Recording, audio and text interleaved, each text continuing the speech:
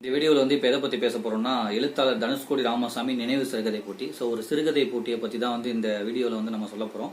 ஒரு சிறுகதை போட்டி நடத்துகிறாங்க. எப்போவுமே வந்து சிறுகதை போட்டி நிறைய நடத்துவாங்க. நம்ம இதுக்கு முன்னாடி ஒரு 2-3 வீடியோ வந்து போட்டிருந்தோம். யாரெல்லாம் வந்து சிறுகதை எழுதிவாங்களோ ஸோ நீங்கள் எழுதி அனுப்பலாம். அதில் சில பேருக்கு வந்து ப்ரைஸ் கொடுப்பாங்க. சில பேர் வந்து நீங்கள் ஜஸ்ட் பார்ட்டிசிபேட் பண்ணாவே வந்து உங்களுக்கு ஏதாச்சும் சர்டிஃபிகேட் அந்த மாதிரி கொடுப்பாங்க, இல்லை ஷீல்டு அது மாதிரி கொடுப்பாங்க.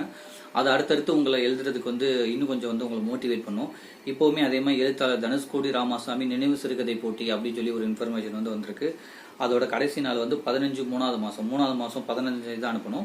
நீங்கள் வந்து எந்த ஒரு கதைக்களத்தையும் எடுத்துக்கலாம். அது வந்து 8 பக்கங்களுக்கு மிகாமல் இருக்கணும். அதுக்கப்புறம் வந்து ஒரு பேஜுக்கு பின்னாடி வந்து எம்டி பேஜாக இருக்கணும் அப்படின்னு சொல்லி நிறைய இன்ஸ்ட்ரக்ஷன் வந்து கொடுத்துருக்காங்க. பட் கதை வந்து இதுதான் கதை, இதை பற்றி தான் நீங்கள் எழுதணும் அப்படின்லாம் எந்த இதுவுமே இல்லை. ஏன்னா சில சிறுகதையில் பார்த்தீங்கன்னா வந்து இந்த இமேஜை வச்சு எழுதணும், இல்லைனா இந்த ஒரு வரியிலிருந்து ஆரம்பிக்கணும், இல்லைனா இதை பற்றி மட்டும் தான் எழுதணும் அப்படிம்பாங்க. இங்கே வந்து அதை பற்றி எதுவுமே இல்லாமல் ஜென்ரலாக இருக்குது. பட் 8 பக்கத்துக்கு மேலே போயிடக்கூடாது அப்படின்னு சொல்லியிருக்காங்க.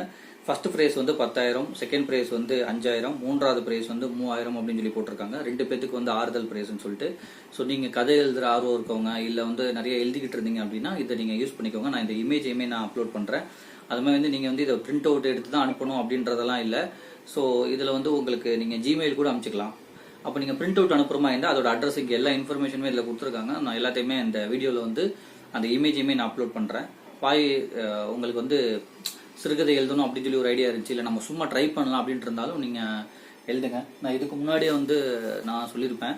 ஸோ இது வந்து ஒரு 100 சிறுகதைகள் புக்கு அப்படின்னு சொல்லி எஸ் ராமகிருஷ்ணன் அவர்கள் வந்து ஒரு 100 சிறுகதை, இதில் வந்து ஒரு 50 சிறுகதை இருக்கும். பாகம் 1 பாகம் 2ன்னு கிட்டத்தட்ட வந்து ஒரு 20 ரைட்டர், ஒரு 30 ரைட்டரோட ஸ்டோரிஸ் எல்லாமே இதில் இருக்கும். ஒரு ரைட்டர்ஸோட 2 ஸ்டோரிஸ் வந்து இதில் இருக்கும், ஷார்ட் ஸ்டோரிஸ் மாதிரி.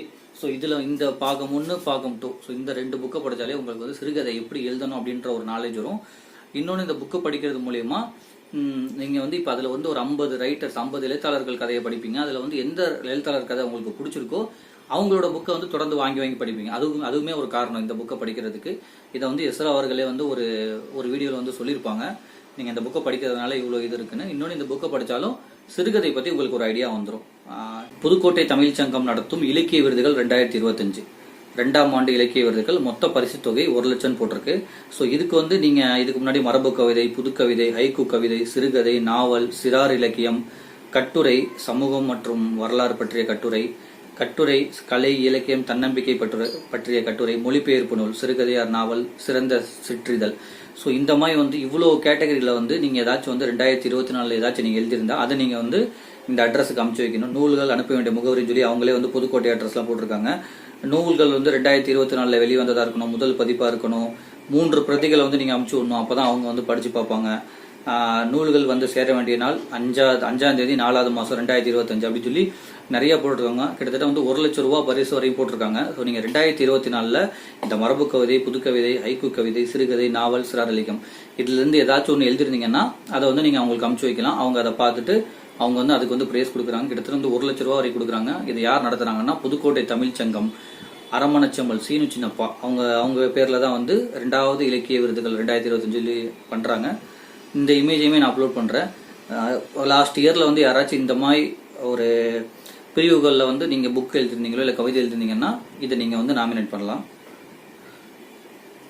அப்புறம் 3வது வந்து ஜெயந்தன் படைப்பு இலக்கிய விருதுகள் அப்படின்னு சொல்லி போட்டிருக்காங்க. இதுவுமே வந்து நீங்கள் வந்து ஒரு லாஸ்ட் இயரில் வந்து 2024 வந்து ஏதாச்சும் நீங்கள் எழுதிருந்தீங்கன்னா அதை வந்து நீங்கள் அமுச்சு விட்டுறலாம். அதுக்கு என்னன்னா வந்து ஜெயந்தன் படைப்பு இலக்கிய விருதுகள் அப்படின்னு சொல்லி 2024 சொல்லியிருக்காங்க.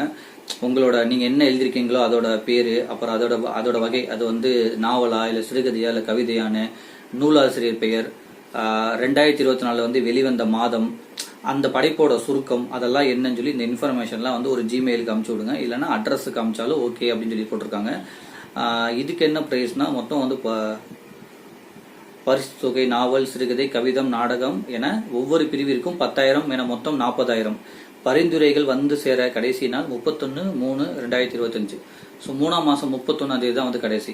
ஸோ இப்போ இந்த வீடியோவில் வந்து ஒரு 3 இன்ஃபர்மேஷன் இருக்குது. ஒன்று வந்து சிறுகதை, ஒன்று வந்து இப்போ நான் சொன்னது, ஒன்று வந்து சிறுகதை பற்றியது. ஸோ நீங்கள் வந்து சிறுகதை எழுதி அனுப்பிச்சு விடணும். செகண்ட் வந்து புக்கை வந்து நீங்கள் எழுதிருந்தீங்கன்னா அதை அனுப்பிச்சு விடணும். தேர்டுமே வந்து புக் எழுதிருந்தீங்கன்னா நீங்கள் அனுப்பிச்சு விடணும். ஸோ இந்த மாதிரி 3 இன்ஃபர்மேஷன் வந்து இந்த வீடியோவில் சொல்லியிருக்கேன். அந்த இமேஜையுமே நான் பேஸ்ட் பண்ணுறேன் இந்த வீடியோவில். வாய்ப்பு யாரெல்லாம் புக் எழுதிருக்கீங்களோ அவங்க கலந்துக்கோங்க. யாரெல்லாம் சிறுகதை எழுதுறதுக்கு ட்ரை பண்ணுறீங்களோ அவங்களும் வந்து இதில் வந்து பார்ட்டிசிபேட் பண்ணுங்கள். இன்னைக்கு நம்ம வின் பண்ணனாலும் ஸோ கூடிய சீக்கிரத்தில் என்னைக்காச்சும் ஒரு நாள் நம்ம வின் பண்ண போகிறோம். பட் அதுக்கு நம்ம தொடர்ச்சியாக நம்ம எழுதிக்கிட்டே இருக்கணும். இந்த மாதிரி இதில் வந்து நம்ம வந்து பார்ட்டிசிபேட் பண்ணிக்கிட்டே இருக்கணும். அதுதான் என்னோட மைண்டில் எப்போவுமே ஓடிக்கிட்டே இருக்கும். உங்களுக்கு இது யூஸ் ஆச்சுன்னா நீங்கள் தயவுசெய்து நீங்களும் தொடர்ந்து எழுதிக்கிட்டே இருங்க. நன்றி.